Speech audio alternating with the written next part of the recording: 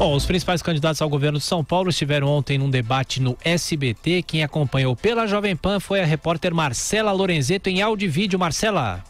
Os candidatos ao governo de São Paulo participaram de mais um debate marcado por temas nacionais e acusações entre rivais. O confronto foi promovido pelo SBT em parceria com o UOL e a Folha de São Paulo.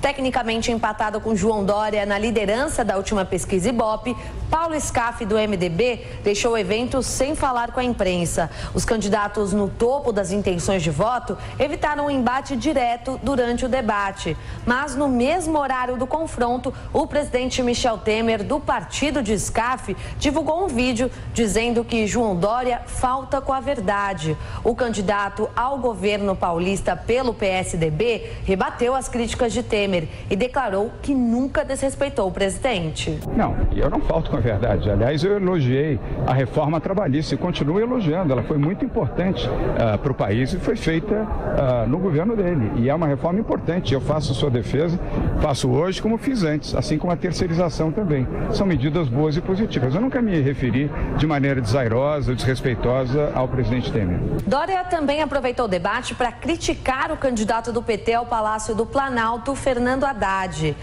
Vestido de camiseta vermelha com o rosto do ex-presidente Lula estampado, o candidato ao governo do estado pelo PT, Luiz Marinho, defendeu Haddad e argumentou que Dória só faz marketing. Em quarto na pesquisa e com tendência de alta, Marinho ainda acredita na ida ao segundo turno. Eu já assisti esse filme. Em 2008 eu tinha 3% de intenção de voto, os meus adversários tinham 38, tinha 26 e exatamente nesse momento que eu comecei a crescer, como comecei a crescer agora e ganhei as eleições.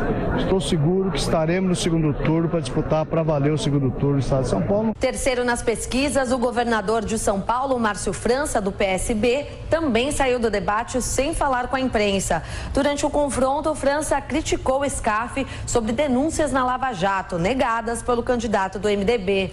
Com a candidatura impugnada e aguardando o julgamento de recurso, Marcelo Cândido se disse tranquilo. O candidato do PDT declarou que o debate serviu para expor propostas. As pessoas estão indecisas, elas não sabem quem votar e isso se explica pela situação em que se colocam os candidatos, que muitas vezes acabam se confrontando e não deixando ideias mais propositivas para o povo de São Paulo.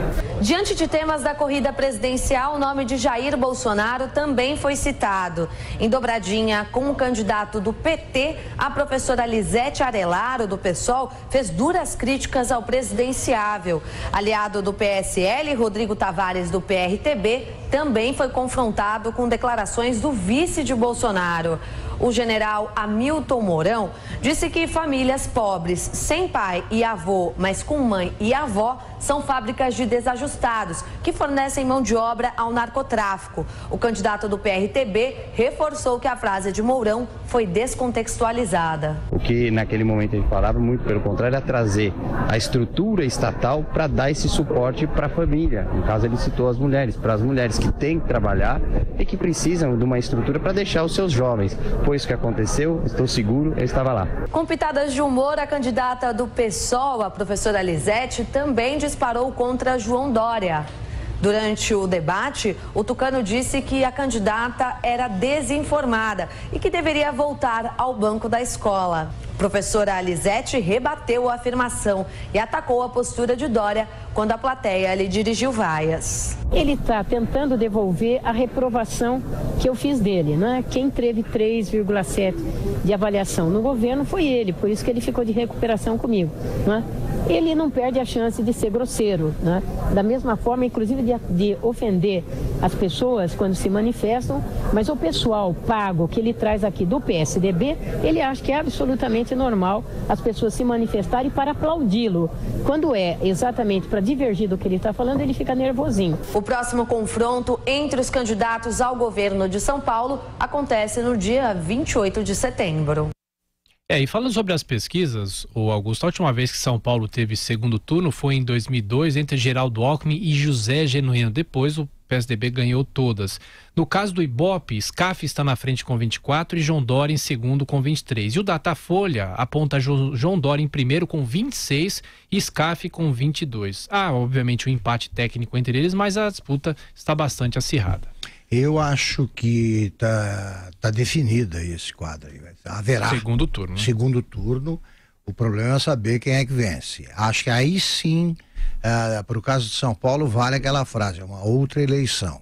Eu não acredito nessa história de que determinado candidato derrotado transferirá os votos para outro. Nunca é assim. Nunca é assim. O candidato pode apoiar outro, mas o eleitorado ele costuma se dividir. O eleitorado do candidato que perdeu. Então alguma coisa sempre sobra para o outro. Vai ser, eu tenho a impressão, eu achava que o Paulo SCAF estaria, já tivesse se tornado aí mais seguro, não vi essa segurança lá. Agora eu queria comentar algumas coisas que parecem menos importantes, mas não são. Como é que pode uma professora da USP não saber falar? Não fala português, ela tá mais para Dilma do que para qualquer candidato articulado, entre os poucos que são articulados e tal, mas ela exagera, né? No assassinato do português que ela comete a cada 5 linhas. E o Luiz Marinho, esse está condenado a mais um desastre, porque ele está recorrendo agora a eleições anteriores ao envolvimento do PT com a Lava Jato e com a roubalheira explícita.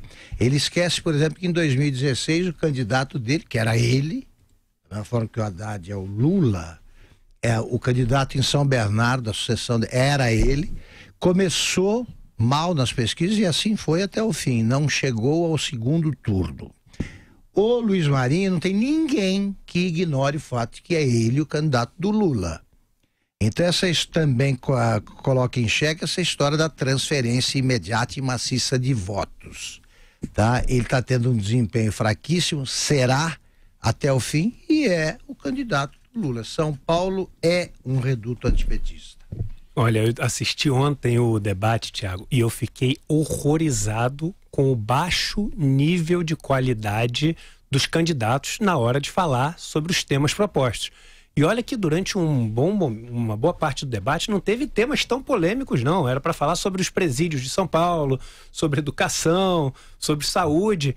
Eu não consigo acreditar, talvez seja ingenuidade minha, Augusto, que esses candidatos não conseguem preparar um discurso de 1 minuto e meio antes e decorar mesmo. Sim, sobre esses temas, com o português correto, ou com dados, só sobre esses temas principais. Não consegue. Teve uma pergunta feita pro Márcio França sobre os presídios, ele se atrapalhou todo, aí ele parou, aí quando ele parou, o Carlos Nascimento falou, não, mas o senhor tem mais tempo para falar?